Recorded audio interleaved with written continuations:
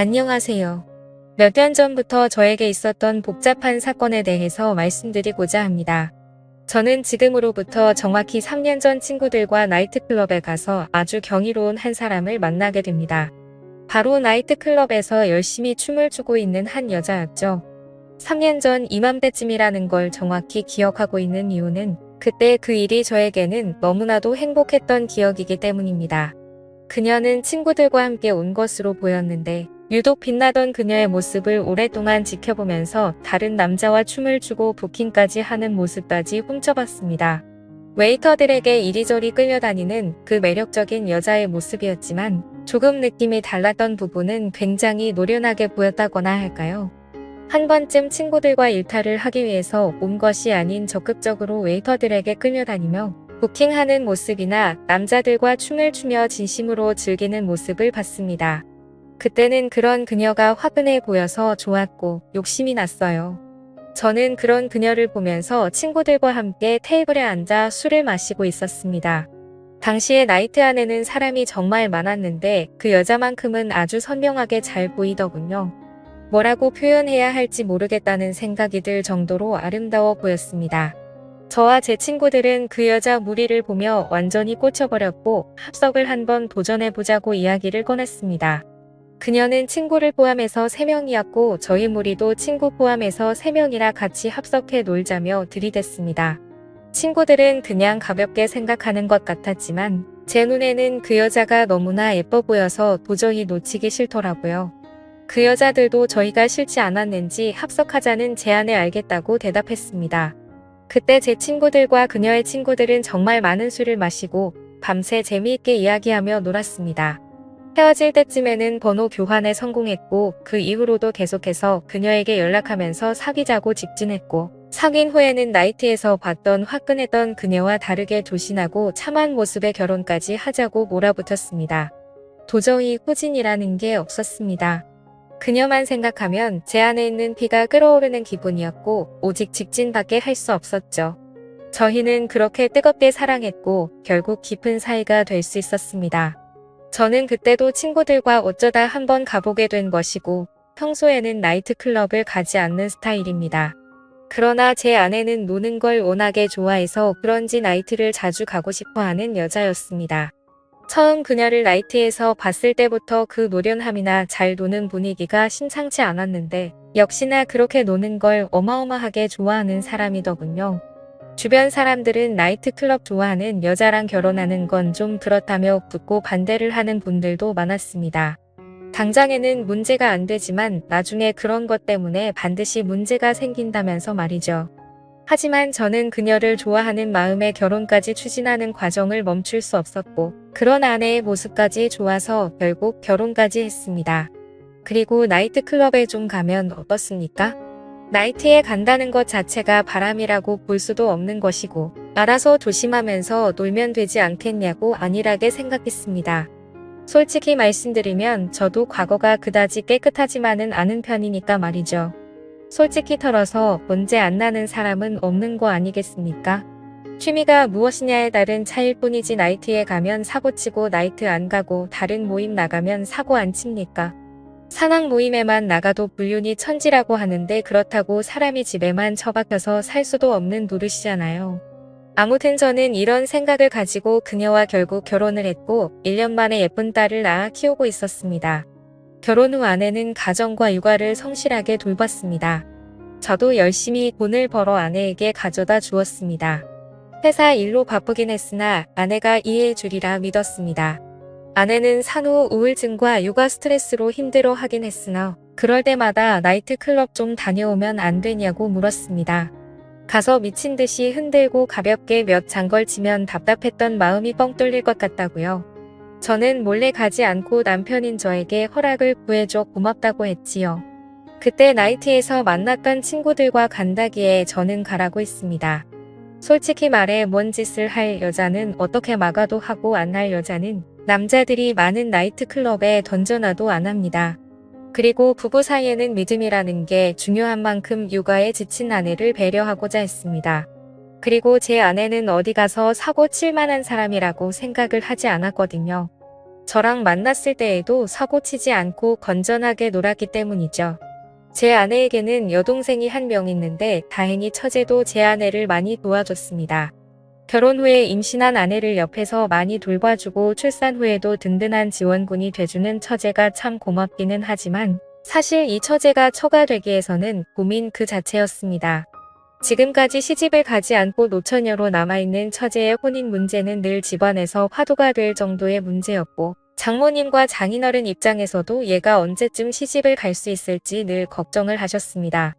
지금까지 번듯하게 뭐 하나 해놓은 것도 없고 인물도 그다지 뛰어난 편이 아니라 누가 데리고 가기나 하겠냐며 말이죠. 저는 처제에게 좋은 남자를 소개시켜주는 게 어떨까 싶어서 한번 물어봤습니다. 그러자 처제는 자기는 원래 결혼을 하지 않고 살고 싶었는데 언니가 애 낳고 행복하게 살고 있는 모습을 보니까 자기도 요즘에는 너무 결혼이 하고 싶어졌다며 결혼하고 싶은 생각이 조금씩 들기 시작한다고 했습니다. 그래서 저는 처제에게 친한 친구를 소개해 주었습니다. 하지만 처제는 생각보다 굉장히 숙맥이라서 태어나서 남자도 한 번 사귀지 않았고 나이트클럽조차도 가본 적이 없는 사람이었습니다. 제 아내와는 완전 반대였죠. 처음엔 처제가 내숭을 부린다고 생각했는데 알고 보니 32살이라는 지금 나이까지 공부만 하고 살았다네요. 취업 후에는 집과 회사만 오갔고요. 제 친구를 소개시켜준 후에 한 달 정도가 지났을 때쯤에 문득 이 사실이 생각나서 처제에게 물어봤습니다. 제가 소개시켜줘 놓고도 그 사실을 까먹고 신경을 쓰지 않고 있었거든요. 그래서 제 친구랑은 요즘에 어떻게 되고 있냐고 물어보니 처제는 제 친구가 너무나 마음에 들어서 몇 번 만나다가 본격적으로 연인 관계로 만나자는 식으로 말했고 그렇게 본격적으로 연애를 했다고 하더라고요.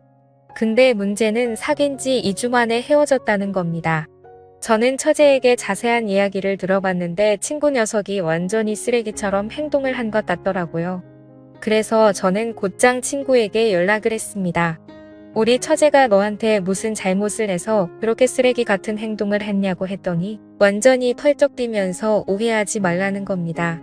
친구는 처제와 만나면서 있었던 일을 자세히 해주더라고요. 외모는 마음에 드는데 성격이 너무 부드러워서 재미가 없고 마음이 여린 사람이라는 게 티가 나서 상처 주지 않을까 늘 걱정이었는데 진짜 별것도 아닌 걸로 울면서 전화가 오고 집착도 심해서 너무 힘들었다고 하더라고요. 연락이 1시간만 안 돼도 바로 전화가 오고 어떤 날에는 자고 일어났더니 전화가 20통 넘게 와 있고 지금 뭐하냐 누구랑 있는데 답장을 안 보내냐면서 소리를 지르기도 한다는 겁니다. 게다가 회사에서 회식하는 거 가지고 거기에 여자가 있니 옴니 회사에서 여자 동료들하고 친하게 지내지 말라면서 으름장을 놓기도 하고 아주 피곤해 죽겠다고 하더라고요. 생각해보니 제 친구가 좋아하는 여자 스타일은 조금 남자 같은 면이 있는 털털한 여자입니다. 그렇게 만남을 이어가다가 좋아하는 마음이 식어버려서 남자가 이별 통보를 했는데 처제는 여전히 제 친구에게 마음이 남아있었고 연애 경험이 별로 없는 여자라 그런지 상처 아닌 상처를 받게 된 처제를 옆에서 지켜보며 열심히 위로해줬습니다. 요즘 같은 세상에 이렇게 남자를 모르는 여자도 있구나 싶으니까 한편으로는 귀엽기도 하면서 한편으로는 굉장히 답답하더라고요. 전혀 쿨하지 못한 처제를 보니 참 피곤한 성격이라는 생각이 들었고 왜 지금까지 남자들을 만나지 않고 사는지 훤히 보이는 느낌이라고 할까요? 그래서 참 답답했습니다. 근데 진짜 문제는 소심한 처제가 아니라 그걸로 난리를 치는 장모님이었습니다.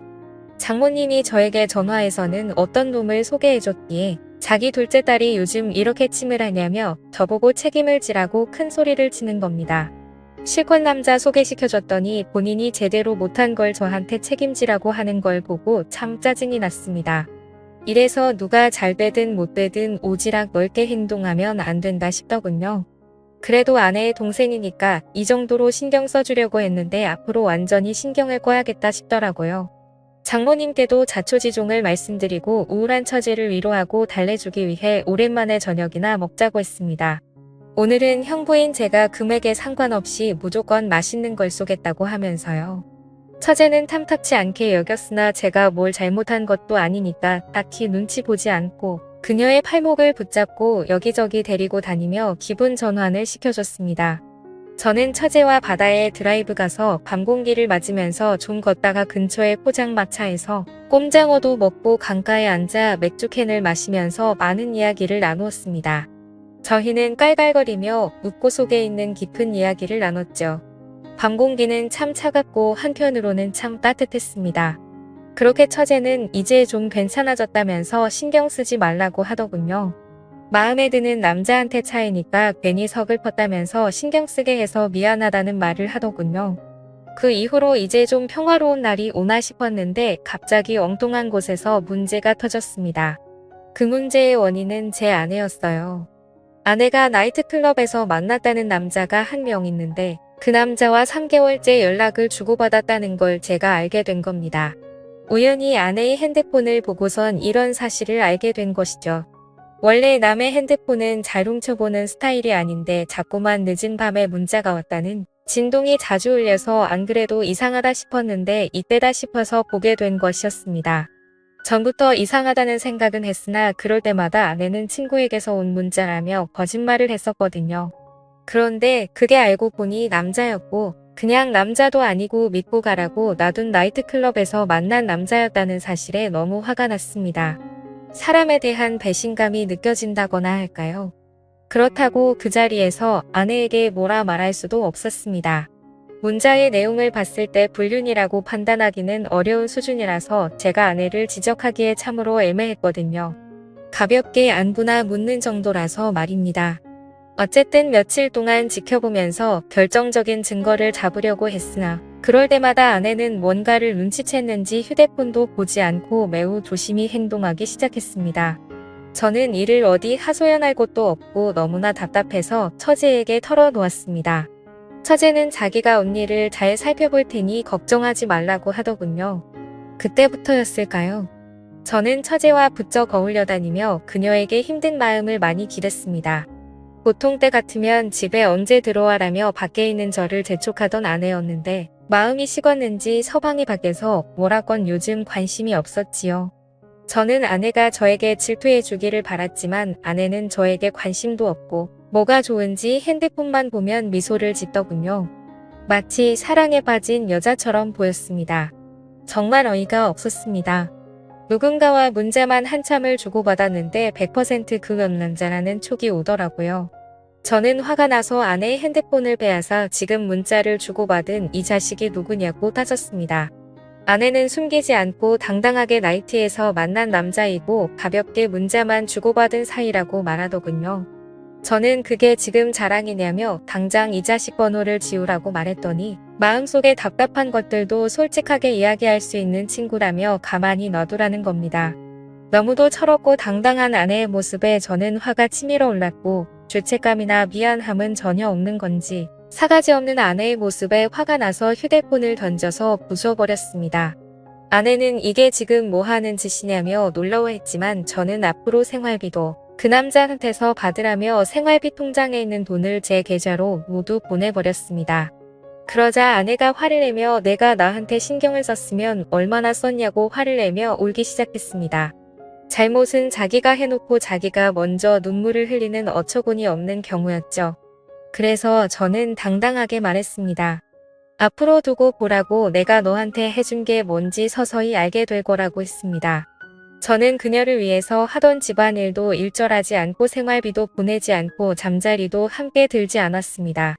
그녀에게 해주던 모든 경제적 지원과 평소에 베풀던 배려들을 모두 끊어버렸습니다. 그 후로 당연히 저와 아내의 관계는 급속도로 차가워졌습니다.